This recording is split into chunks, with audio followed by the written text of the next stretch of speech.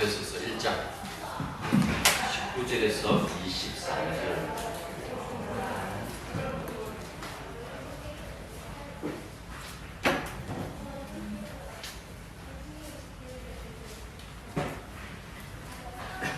에베소서 1장 20절에서 23절.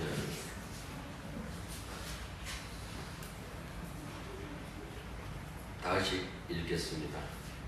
그의 능력이 그리스도 안에서 역사하사 죽은 자들 가운데서 다시 살리시고 하늘에서 자기의 오른편에 앉히사 모든 통치와 근세와 능력과 주관과 이 세상뿐 아니라 오는 세상에 일컫는 모든 이름 위에 뛰어나게 하시고 또 만물을 그의 발 아래에 복종하게 하시고 그를 만물 위에 교회의 머리로 삼으셨느니라. 교회는 그의 몸이니 만물 안에서 만물을 충만하게 하시는 이의 충만함이니라. 아멘. 지난주에 설교가 이런 것이었습니다.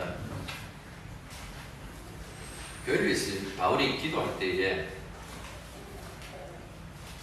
예수 그리스도의 하나님 영광스러운 아버지께서 계시와 지혜의 영을 교회에 베풀어 달라고 그렇게 기도해요. 그래서 가장 먼저 하나님을 참으로 알게 해달라는 것과, 그리고 두 번째로는 마음의 눈을 뜨고 그의 부르심의 소망이 무엇인지, 또 성도들이 물려받을 하나님의 영광스러운 삶 속이 얼마나 풍성한지 그것을 알게 해달라고 기도하고, 세 번째로는 성도 안에서 활동하시는 하나님의 권능이 얼마나 위대하고 강력한지를 알게 해달라는 것이었습니다.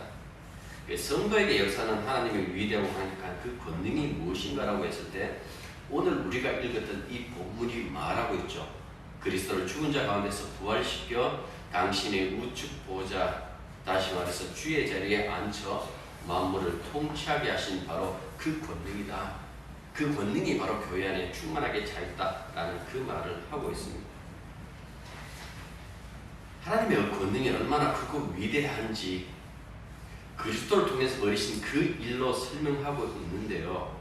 하나님은 당신의 은밀하고 위대한 그 비밀을 그리스도의 죽음과 부활, 그리고 승천시켜서 하늘에서도 당신의 보좌 우편에 앉히셨다고 그렇게 말씀하고 있어요.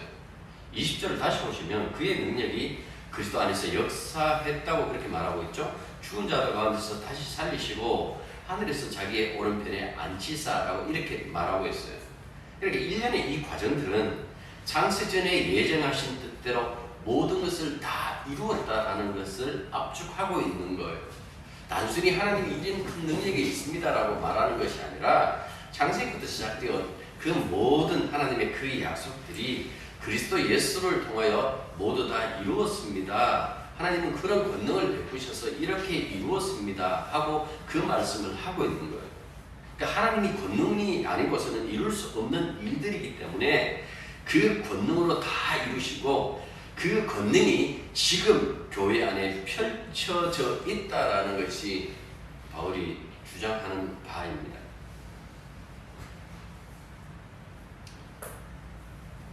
20절 하반절부터 21절을 다시 보십시오. 보시면 하늘에서 자기 오른편에 앉히사, 그 다음에 모든 통치와 권세와 능력과 주관과 이 세상뿐 아니라 오는 세상 일컫는 모든 이름 위에 뛰어나게 하시고 이렇게 말하고 있어요.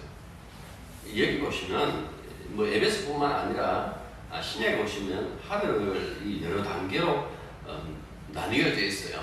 여러 가지 일반적으로는 셋째 하늘 이렇게 얘기를 하는데 많게는 12하늘 이렇게 얘기하기도 해요. 일반적인 이제 유대인들이 가지고 있는 그 하늘관 했을 때 첫 번째 하늘이 소위 말해서 우주예요. 우주를 첫 번째 하늘 이렇게 봤어요. 두 번째 하늘은요, 우주의 아주 깊은 곳, 심우주, 그 뜻이 아니에요. 두 번째 하늘부터는 우주가 아닌 다른 차원의 그 하늘을 이야기를 해요. 그런데 이 하늘은 누가 있는가 하니까 악한 영적 세력, 하나님을 대적했던 타락한 그 천사들, 악한 영적 세력들이 있는 그 하늘을 얘기를 해요. 3장 10절 한번 보십시오.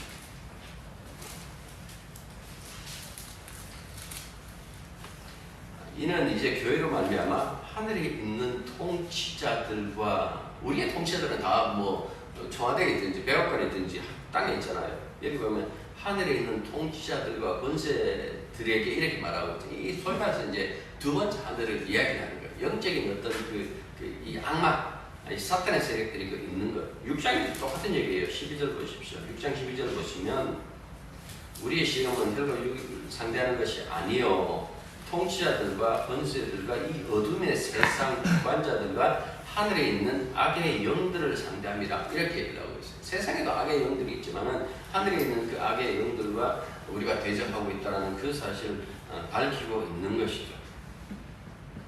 세 번째 하늘은 뭘까요? 하나님이 계신 것을 가지고 이 세 번째 하늘, 셋째 하늘. 그래서 바울이 내가 아는 어떤 이가 하면서 자기를 이제 객관화 시켜가지고 그렇게 얘기를 하잖아요. 셋째 하늘에 올라갔다. 하나님 계신 곳에 올라가서 말할 수 없는 그 신비한 것들을 봤다라고 그렇게 고백하잖아요. 그것처럼 셋째 하늘은 하나님 계신데 오른편에 앉으셨다라고 했잖아요. 그러니까 더 이상 높은 곳이 없다라는 거예요. 여기가 다다라는 그 어떤 의미, 그 높다던 하늘, 그 영적 존재들보다 더 높은 하늘, 에프라니아, 이 하늘, 그 오른편에, 보좌 오른편 한 것은 그 가장 높은 곳에 하나님이 앉아 계신데 바로 그 오른편에 당신의 아들이신 그리스도를 앉히셨다 하고 그렇게 말씀하고 있는 겁니다. 이 이야기는 빌립보서 2장에서 보면 굉장히 그 빌립보서 2장하고 겹친다라는 그 사실을 알 수가 있어요. 빌립보 2장 9절부터 11절 제가 읽을게요. 이름으로 하나님이 그를 지극히 높여 모든 이름 위에 뛰어난 이름을 주사 하늘에 있는 자들과 땅에 있는 자들과 땅 아래에 있는 자들로 모든 무릎을 예수의 이름에 꿇게 하시고 모든 입으로 예수 그리스도를 주라시 인하여 하나님 아버지께 영광을 돌리게 하셨느니라. 자, 뭐 빌립보 2장 9절부터 11절이든 아니면 우리가 읽었던 이 에베소 1장 이 본문의 말씀이든 보면 모든 이름 위에 뛰어나게 하시고, 그 다음에 22절 보면 또 하고 이렇게 말씀하고 있죠. 만물을 그의 발 아래에 두었다라는 그 말씀을 하고 있어요. 그러니까 모든 이름 위에 뛰어나게 하셨다라는 것과 만물을 그의 발 아래에 두셨다라는 것은 예수님을 세워서, 다시 말해서 주님을 세워서 만물을 통치하도록 하셨다라는 그 의미예요. 하나님께서, 그러니까 아버지께서 아들에게 모든 것을 일임하셨다. 그래서 아들이 지금 세상을 통치하신다. 그 말씀을 하고 있는 거예요. 특히 22절은요. 시편 8장 8편 6절에서 나왔어요. 그걸 사람이 무엇이 한데 이렇게 얘기를 하는데요. 그걸 가지고 바울뿐만 아니라 히브리서 저자도 마찬가지예요. 그러니까 신약의 저자들은 어떻게 이 시편을 인용하는가 하니까 그 그리스도에게 이렇게 대비시켜요. 그래서 사람을 이야기하는 것이 아니라 참 사람이신 높아지신, 보통 승기, 조직신학에서 승기라고 이렇게 얘기를 하는데 높아지신 그리스도에게 적용하고 있는 거예요. 자, 구약성경 잠시 한번 돌아가 볼게요. 자, 시편 9편 한번 배워보십시오.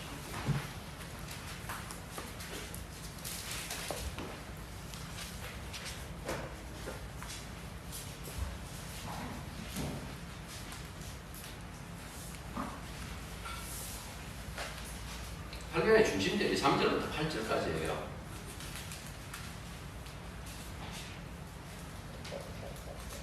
오절 보십시오. 그를 하나님보다 조금 못하게 하시고 영화와 종교로 관을 씌우셨나이다. 하나님의 관계에서 그를 조금 못하게 하셨다라고 그렇게 얘기를 해요. 그 다음 6절부터 8절까지 피조물과의 그 관계를 둬요.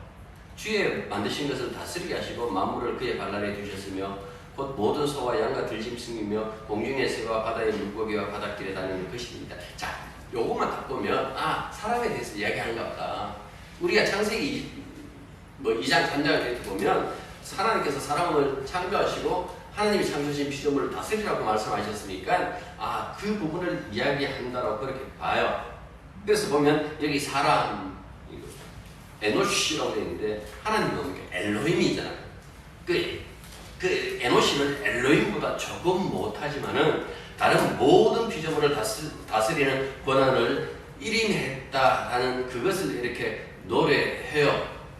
근데 우리가 알다시피 첫사람은 창조주가 주신 이 사명에 실패하죠. 그래서 신약의 제자들은 이 시편 발표를 단순히 창조 시절을 회상하며 사람의 위상을 노래하는 것으로 보질 않아요. 왜? 그렇게 본들 무의미하니까. 이미 인간은 죄인인데 그들을 이 죄인인 인간을 높였다 한들 어차피 심판받을 수밖에 없는 그 죄인들이기 때문에 이 시편 발표를 구약의 말씀을 어떻게 이해하는가 하니까 그것이 아니라 참 인자, 참 사람의 아들로 오시는 그 예수, 그 장차 오신 메시아에 대한 그 대망의 노래로 이해하고 해석하신다라는 그 말씀이에요. 그래서 신약이 구약을 가지고 하고 해석할 때마다 약간의 변화를 줘요. 만약 시편 8편의 경우를 얘기를 한다면 6절 다시 보십시오. 그를 하나님보다 조금 못하게 하시고 이렇게 얘기를 했어요. 그러면 그리스도는 하나님보다 조금 못하세요. 우리는 이 부분에 대해서 분명히 고백하기를 어떻게 합니까? 존재론적으로 동등하시다라고 그 말씀을 해요. 그런데 이 부분을 어떻게 변화시키는지 한번 보세요. 자, 히브리서 2장. 히브리서 2장에서도 이 부분을 인용해요.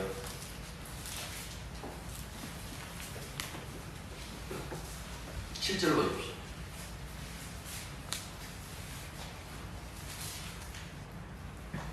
그를 잠시 동안 천사보다 못하게 하시며 영광과 존귀로 간을 씌우시며 이렇게 말씀했어요. 변화를 아시겠어요? 네? 시편에서 뭐라 그랬어요?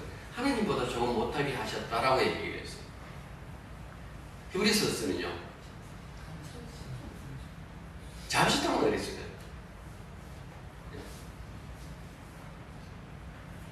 히브리서에서는 메아트, 질적인 개념이다 이렇게 봐도 돼요.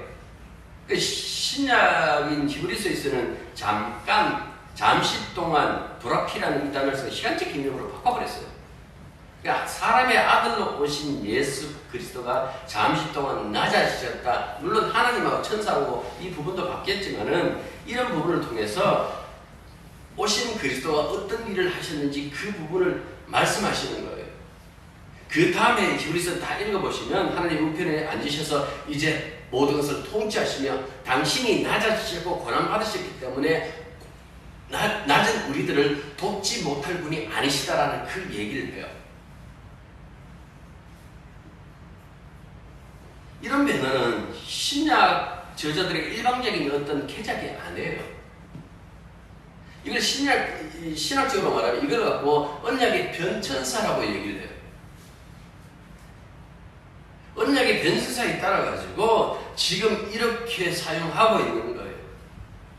구약은 구약대로 두면 전혀 우리의 구원할 수 있는 그 언약이 되질 않아요. 구약은 신약에 의해서 완성되었다라는 그 사실을 보여주는 하나의 그 마당 노릇하는 거예요.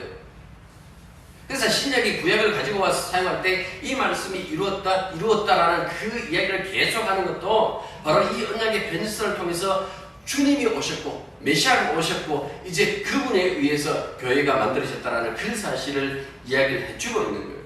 그래서 바울은요 예수님을 이야기를 할 때에 이 세상과 오는 세상, 그러니까 두 세대, 이 두 세대, 다시 말해서 이 세상에 지금 오는 세상이 침투해져 있거든요. 이 관계 속에 있는데 이 모든 것들을 주관하시는 분이 누군가라고 했을 때에 주님이시다, 예수 그리스도이시다 라고 그 말씀을 하고 있는 거예요.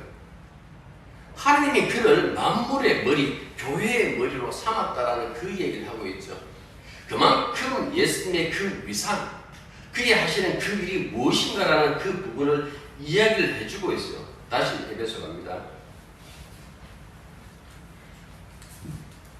22절 보십시오.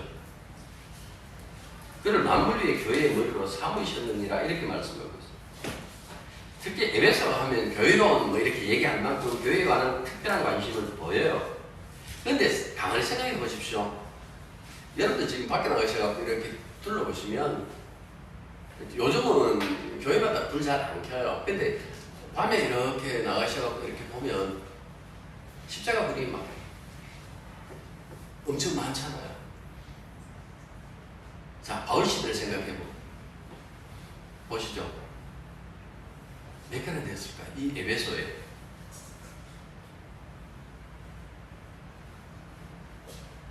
지역이 넓으면 뭐 이곳 저곳 뭐 한 2개 정도 있겠죠. 하지만 옛날에 여러분들 시골 교회 다녔던 거 가만히 생각해 보십시오. 16일이고 26일이고 이렇게 걸어 다니셨잖아요. 그러면 에베소의 교회에 있는 숫자는 많하죠. 거기에 모여있는 그 무리의 숫자도 많하죠.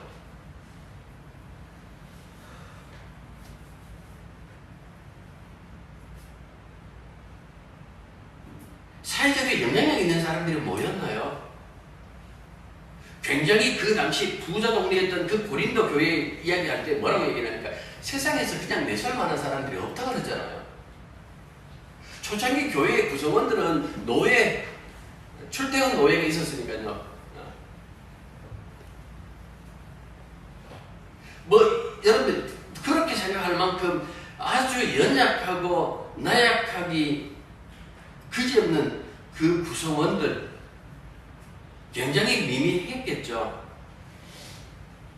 그런데 그런 사람들에게 복음을 전할 때 그 사람들이 가지고 있는 그 생각, 우리가 세상을 이기겠다라는 것이 정말 현실적에 이렇게 다가올까요?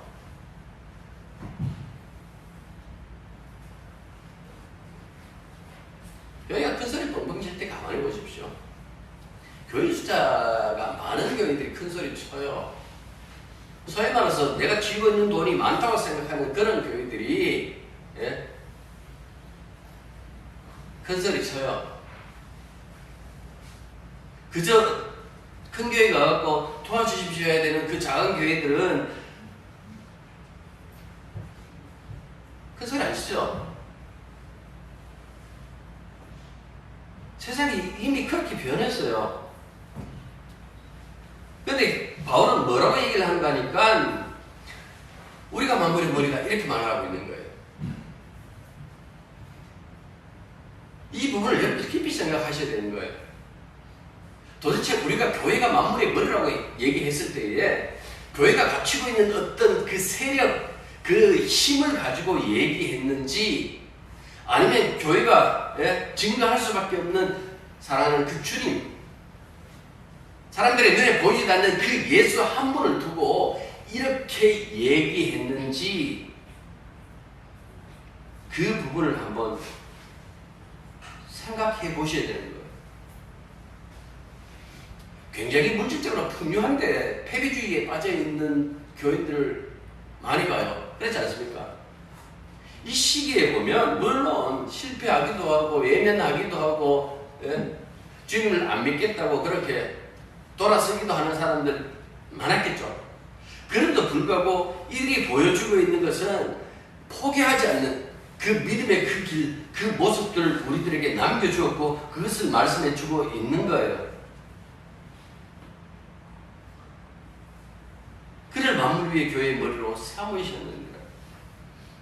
이걸 직역하면요, 그분을 만물 위 머리로 교회에 주셨습니다. 또는 그분을 교회를 위하여 만물의 머리로 삼으셨습니다 하고 번역할 수가 있어요.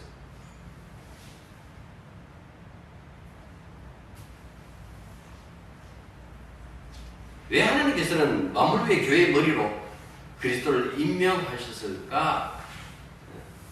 두 가지 면에서 해석되죠. 하나는 그리스도께서는 교회를 위하여 만물을 다스리신다.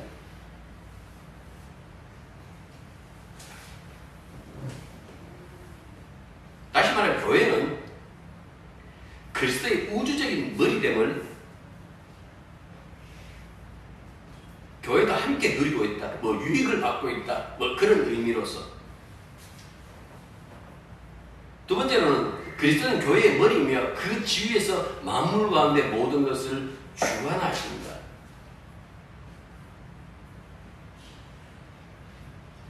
아무튼 이런 특수한 관계가요, 그리스도가 교회와 우주의 머리가 되셨다라는 그 사실을 표현하고 있어요.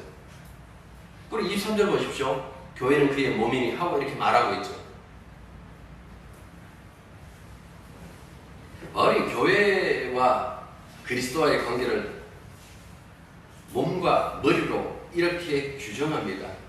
머리도 보면, 전체로 보면 이거 한 몸이잖아요. 한 몸.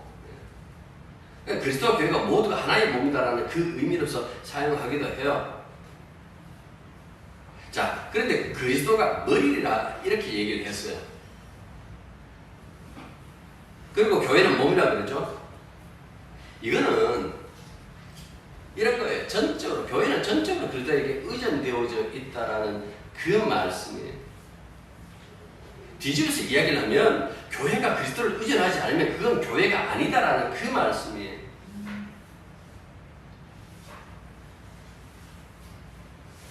어떻게 배우셨나요, 오늘? 기계적으로 발이 움직였습니까? 생각하죠. 아침에 일어나서 주일이다, 교회 가야 되겠네. 그러고 갈까? 차 가지고 갈까? 대중교통 타고 갈까? 여러분들 몸은 여러분들의 그 생각에 따라서 움직여서 이 자리에 온 거예요.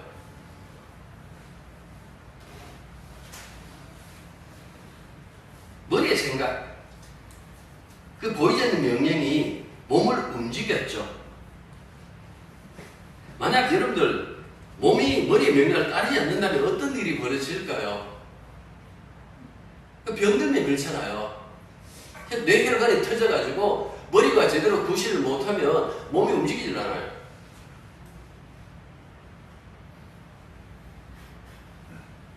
머리에 생각하고 몸이 따라오면 굉장한 문제를 일으킬 수밖에 없죠. 한국교회는 어떻게 보면 머리와 몸이 따라오는 경우의 수를 보여주고 있다라고 볼 수가 있어요. 몸끼리 작당하는 거예요. 머리의 말씀에 순종하지 않고 몸끼리 작당해서 자기들이 만족스러운 것에 치우치는 거예요. 이 땅에 있는 이 교회, 조직교회는요, 왜곡된 개연성이 굉장히 높아요. 사람들이 신앙의 이름으로 비합리적인 형태가 용납되죠. 오히려 그런 것들을 또 조장하기도 해요.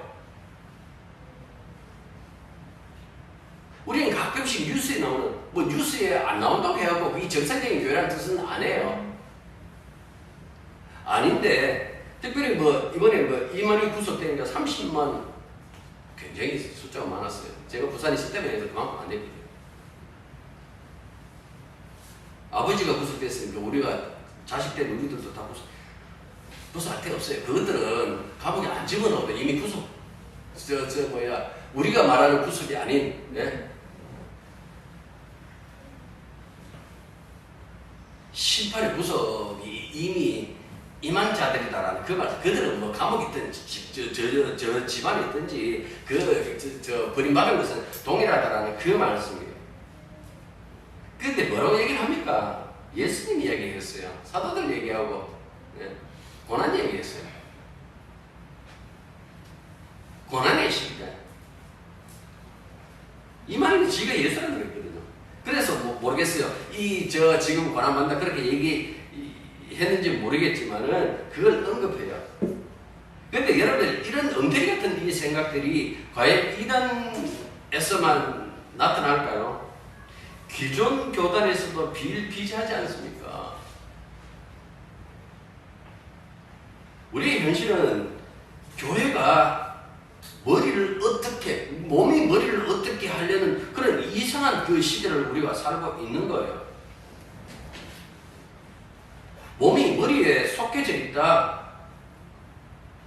머리의 생각을 따르게 된다는 것을 인정하지 않으면 몸은 그냥 그 엉뚱한 길을 갈 수밖에 없다는 그 사실을 보여줘요. 우리의 몸뚱아리는 머리하고 몸하고 붙어져 있지만은 소위 말해서 예수님이 머리다 했을 때 초월해 있지만은 항상 다스리신다라는 그 개념이잖아요. 신비로운 연합을 얘기를 하고 있잖아요. 믿음 없으면 눈에 보이는 건 안 믿거든요. 믿음 없을 때는 눈에 보이는 것만 믿어요. 사람들이 지 손에 쥐고 있는 걸 믿는 그 이유도 바로 거기에 있는 거예요. 이 모든 것들을 여러분들 이렇게 보신다라면 생각하고 있는 그 모든 그 생각들이 머리로부터 나온 것이 아니라 자기들이 만들어내는 거예요. 임시머리 만든 거예요.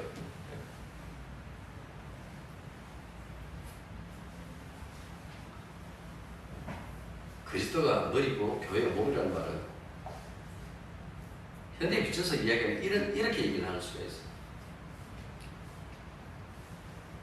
그리스도는 소프트웨어, 교회는 하드웨어. 컴퓨터 본체나 스마트폰 있다고 다 되는 것 아니에요. 구동시키는 그 소프트웨어 깔려야 되는 거예요. 지금 윈도우 10 여러분들 보면 뭐 구글서 만들거나 안드로이드나 아니면 아이폰 이 구동을 한다고요. 그러니까 보십시오. 운전지체가 작동하는 대로 움직여야 그게 뭐 하드웨어인데요. 이게 제멋대로 움직이는 경우가 있어요. 휴대폰이 내 마음대로 안 되고 엉뚱한 사람이 와갖고 엉뚱하게 할 수도 있고 내 컴퓨터가 내가 손도 안 되는데 엉뚱한 사람이 들어와가지고 지 마음대로 할 수도 있어요. 이걸 갖고 뭐라 그럽니까? 악성 코드가 심겼다. 악성 프로그램이 깔렸다. 뭐 바이러스 먹었다. 라고 이렇게 얘기를 해요. 이걸 복음서 단어로 이야기를 하면 어떻게 얘기를 하는 거 하니까 가라지 이렇게 가라지가 해방하는 거예요.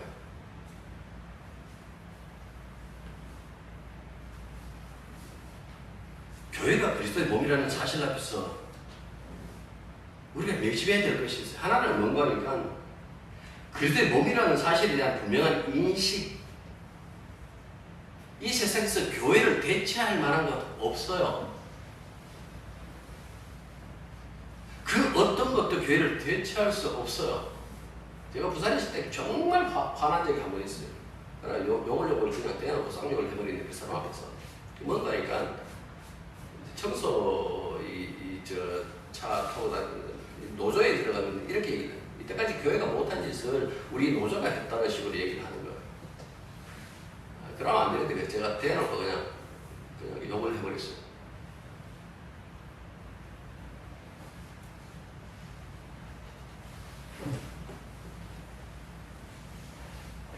교회와 세상이 움직이는 방식이 달라요. 추구하는 것도 달라요. 내가 그때 몸이라는 그 사실에 대한 그 성찰이 없다라고 순식간에 이 교회는 그 교회의 본질로부터 이탈할 수밖에 없는 거예요. 교회가 교회 그리스도의 몸에서 이탈하면 할 수 있는 것은 오직 한 가지밖에 없겠죠. 인간의 그 욕망. 지 몸뚱아리가 가지고 그 욕망을 그 성취하는 데 밖에 매일 수 없다라는 그 사실이에요. 날마다 여러분들이 기도하실 때마다 뭘 하는데 내가 그리스도의 몸이다. 내가 그분의 말씀과 그분의 뜻대로 살아가는 것이 당연하다.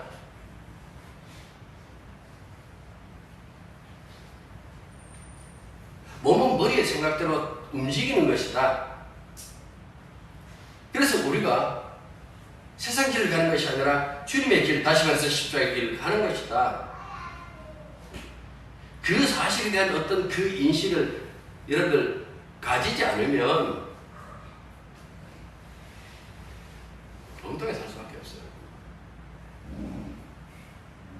23절을 보십시오. 교회는 그의 몸이니 만물 안에서 만물을 충만하게 하게 하시는 이 충만하기. 굉장히 지금도 이 학자들이 번역하기가 힘들다고 그렇게 얘기를 해요. 그래서 이렇게 번역하는 사람, 저렇게 번역하는 사람들이 있어요. 여러분들 보면 세번역, 그다음 공동번역 개정판 뭐 이렇게 이제 어떻게 해석을 했는가라는 걸 이렇게 보십시오.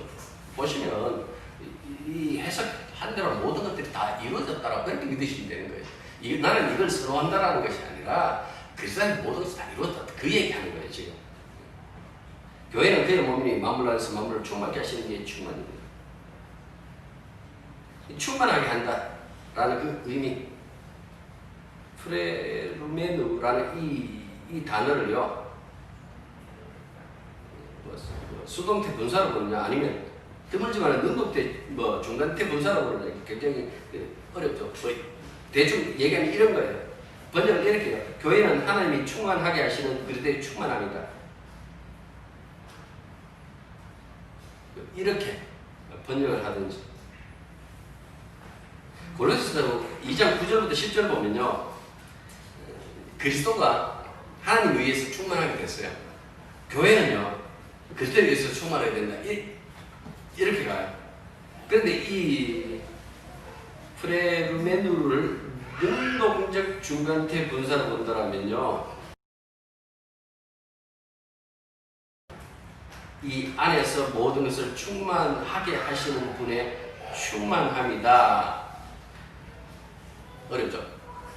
풀어서 얘기하면 교회를 그 모든 것 안에서 모든 것을 충만하게 하시는 분, 곧 교회의 생기를 풀어놓고 완성으로 이끄시는 분의 충만함이다 라고 이렇게 볼 수도 있고, 또 우주론적 해석하면 교회는 만물 안에서 모든 것을 충만하게 하시는 분의 충만함이다.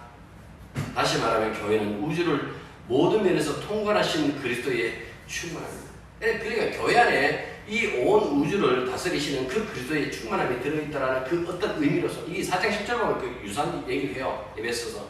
그러니까 어떤 그런 의미로 해석하기도 한다라는 그 말씀입니다. 이걸 능동적으로 보느냐 수동적으로 보느냐 그렇게 따질 필요 없이 모든 그 의미로 다 볼 수밖에 없는 것은요, 바울이 사용할 때 그래요. 때에 충만한 1장 9절 보십시오. 때가 참에, 때가 찬 경륜, 때들이 가득 찼다는 그 의미예요. 언어 그대로 해석하면. 3장 19절에 보면 그 하나님의 그 충만함이 나와요. 4장 13절에서는 그리스도의 충만함이 나와요. 여기서 능동적으로 충만하게 하는 주체가 누구냐? 하나님과 그리스도, 성령, 그 얘기를 해요. 에베소서요. 교회가 이분들을 충만하게 하는 것이 아니라 삼위 하나님이 교회를 충만케 하신다라는 그 말씀이에요. 그래서 이 말씀을 볼 때마다 교회 안에 그리스도가 충만히 계신다.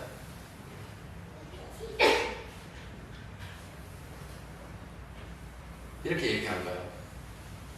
예배당 안에 사람들이 가득 차 있다고 충만한 것이 아니라 예배당 안에 하나님이 계시죠. 이 본문을 갖고 얘기했을 때 그리스도가 계셔야 충만합니다. 그걸 교회라고 그래요. 악이 이길 수 없는 교회라고 얘기를 했을 때에 사람 숫자 많은 그 교회를 얘기하는 것이 아니라 그리스도가 계시는 곳, 그 부분을 가지고 악의 세력이 이기는 교회, 이렇게 얘기를 해요. 우리는 충만한 그 얘기할 때마다 어떻게 생각합니까? 자꾸 양적으로 생각해요. 성령 충만케 해달라. 성령이 목적까지 있다고 그냥 충만케 해달라 하고 머리에 끝까지 올라가는 겁니까? 대부분 다 양적인 것으로 생각하죠. 물통이 물이 가득하다, 교실에 학생들이 가득하다, 지원 동작에 동전이 가득하다. 자, 여기서 말하는 이 충만이라고 얘기를 했을 때 그 충만이라는 것이요, 소위 말해서 어떤 그 양적인 것을 얘기하는 것이 아니라 생명 얘기예요. 교회 안에 그리스도의 생명이 충만하다. 교회 안에 부활의 생명이 충만하다. 교회 안에 하나님의 생명이 충만하다.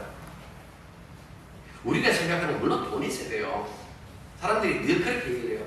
제가 참 안타깝게 생각해갖고 늘 이렇게 앞으로 이 단어를 안 썼으면 좋겠는데 하고 보내는 것도 안 했어요. 저희들에게 귀한 물질을 보내주셔서 감사합니다. 그 소리 안 하는 거예요.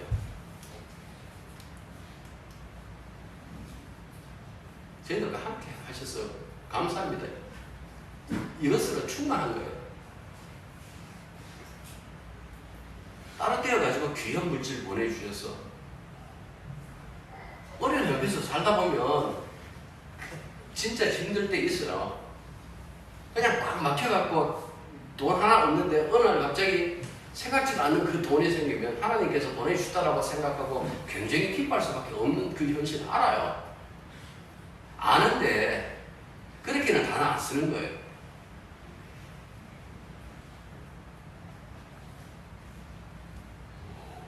왜 그렇게 단어를 쓰면 안 되는 겁니까? 사람들 다 그렇게 그래도 이게 너무 현실적이지 않습니까? 교회 돈이 있어야 교회 살림도 하고 성교사도 넉넉하게 지원할 수 있지요. 오히려 그냥 딱 깨놓고 얘기하는 것이 오히려 낫지 않습니까? 그렇게 얘기를 해요. 그래요. 그렇게 얘기하는 그 자체로서는 그냥 그 시원할 수가 있어요. 그런데 교회 그거 아니에요. 교회 본질은 그것이 아니다라는 그 말을 씁니다. 비록 그것을 수단으로 써갖고 활동을 한다고 해서 그게 교회의 본질은 아니단 말이에요. 교회의 본질은 뭐예요? 교회 안에 하나님 생명이 가득하다는 그걸 복음을 전하잖아요. 십자가의 죽음 뒤에 진짜 생명이 있더라. 십자가 안에만 부활이 보이더라. 그걸 예수님이 증명하셨다. 그 예수님이 교회를 다스리신다. 우리는 그 예수님을 주님으로 삼고 그가 이끄신 대로 살아가고 있다. 여러분들 이게 교회 아니에요? 우리가 하나님의 생명과 연합했습니다라는 그 얘기하는 것이 맞지 않아요? 좀 더 노골적으로 우리가 현실적으로 좀 생각해가지고 그게 이 세상에서는 못될지 모르겠지만은 주님께서는 그렇게 말씀 안 해요. 충만함을 얘기하는 이 바울의 삶을 가만히 보십시오. 그 뒤편에 가면 수많이 얻어터진 거, 죽을 뻔했던 거, 파선당했던 거, 홍수 만났던 이야기, 배고팠다는 이야기 다 해요. 그런데 충만함 얘기한다고요. 왜요? 그분 안에 늘 그리스도가 충만하셨거든요. 그들의 생명이 움직였거든요. 주님이 우리와 함께 하시고 우리를 이기게 하신다고 했을 때에 세상을 내 뜻대로 된다고 생각하시면 안 돼요. 내가 비록 이 땅에서 고난을 받는다고 할지라도 그 고난을 이길 수 있도록 하신다. 고난을 견딜 수 있도록 하신다. 기어코 그 고난을 극복하게 하신다라는 그런 의미로서 받아들이셔야 되는 것이지 그냥 내 뜻대로 세상에 살아가는데 그 모든 것을 이루겠다? 아니다 말이에요. 충만 역시 마찬가지예요. 예수 잘 믿으면 우리 집안 충만하게 뭐든지 다 잘 되게 그 뜻 아니에요. 예수 믿는 그 결과는 뭡니까? 생명이에요. 생명. 예수님의 생명을 누리는 거예요. 그것도 지금 당장 못 누려요. 오는 세상에 그걸 누린다고요. 앞서서 우리가 봤던 그 인지심 보증이 되신 그 성령. 왜 성령이 보증이 되셨어요? 지금 당장 누릴 것 같으면 보증 쓸 필요 없겠지요. 장차 주님 오시면 누릴 그 생명, 그게 교회만 가지고 있고 그 교회가 그것을 얘기를 한단 말이에요. 그걸 갖고 충만이라고 그렇게 말씀하는 거예요. 우리는 그리스도 예수 안에서 주님의 그 운명에 동참함으로 말미암아 창조의 완성은 이 새 창조, 그 약속을 누리는 거예요. 그 생명 누리는 가지고 23절에서 충만 그렇게 얘기했어요. 이 에클레시아 교회는요, 그 충만의 충만을 가지고 있다라는 그 말씀.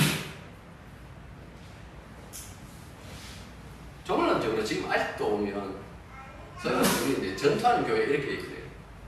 싸우는 교회. 믿음을 싸워가는 그 교회예요. 우리가 그러면 주님이 그리스도가 만물의 머리 되시면 교회가 그리스도의 몸으로서 참여한다면 그 만물의 머리 노릇 할 수 있지 않을까? 예, 할 수 있어요. 만물의 왕노릇 해요. 근데 그 왕노릇 하는 방식이 다르다고 그랬죠. 그 왕노릇이 뭐라고 그랬습니까? 섬기는 거예요. 자기 목숨 내어놓는 거예요. 교회 역할은 그거예요. 세상을 등치 먹거나 세상에 머리 꼭대기가 올라서 짓밟는 것이 아니라 세상에 짓밟는 그들을 섬기는 그 모습을 보여주는 것이 왕노릇하는 거예요. 머리 노릇하는 거예요. 그 이야기를 성경에서 이렇게 얘기를 하고 있어요. 그게 충분하다고 얘기해요. 고민해 보시기 바랍니다. 기도하겠습니다.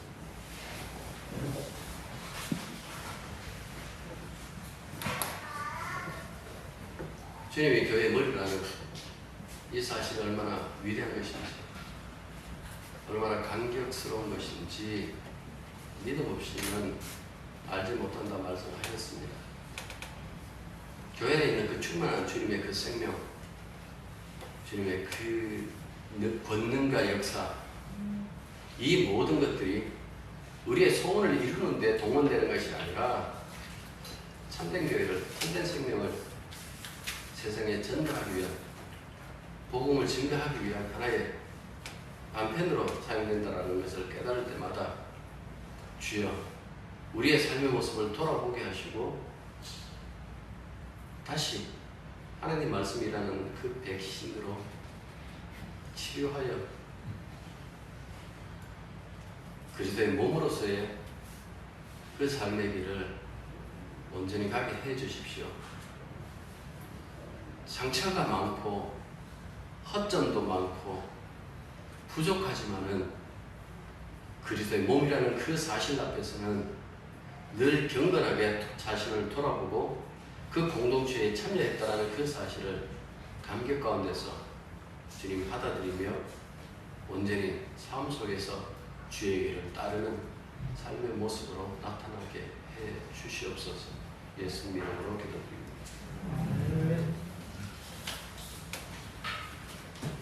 349장입니다.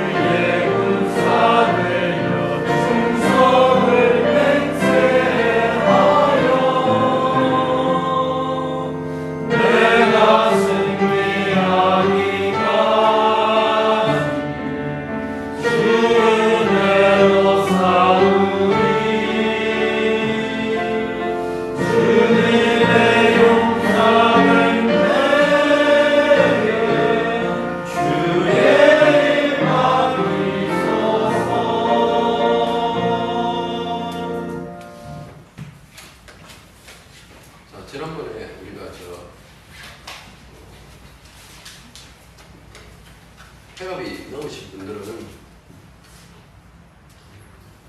식사했습니다. 오늘은 60일 채 되지 못한 우리 어린 우리 어린 성도들이 식사하는 날이죠. 오늘 하죠? 안 합니까? 다음으로 하기로 했어요. 몰라요. 의논 안 했어요. 아니 결석 많은데 먹어야 많이 먹을 수 있지.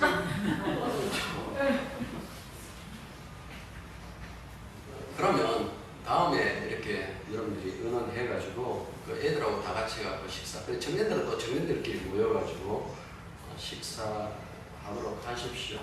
그러면 그렇게 하도록 하겠습니다. 자, 그리고 K 아버지 우리 이가라시 선생님 8월 27일 날 수술합니다. 25일 날 아마 병원에 입원하신다든가 그렇게 하고 27일 날 식도하고 식도 아니니까요. 그다음에 위상부까지 절개한다면 해하고 그 위남부하고 이제 이쪽으로 이렇게 연결한답니다. 이러면 소환에서 위액이 쉽게 입으로 이렇게 나올 수 있는 어떤 그런 거 있기도 합니다만은 아무튼 수술이 잘 될 수 있도록 그렇게 기도해 주십시오. 우리가 뭐 할 수 있는 것은 주님 앞에 우리 불쌍히 여겨 주십시오라는 것밖에 더 있나요? 그 과정에서 우리가 기도하면서 이가래 선생님이 수술 잘 될 수 있도록 해 주십시오 하고 이렇게 기도해 주시기 바랍니다. 자, 일어나십시오. 639장입니다.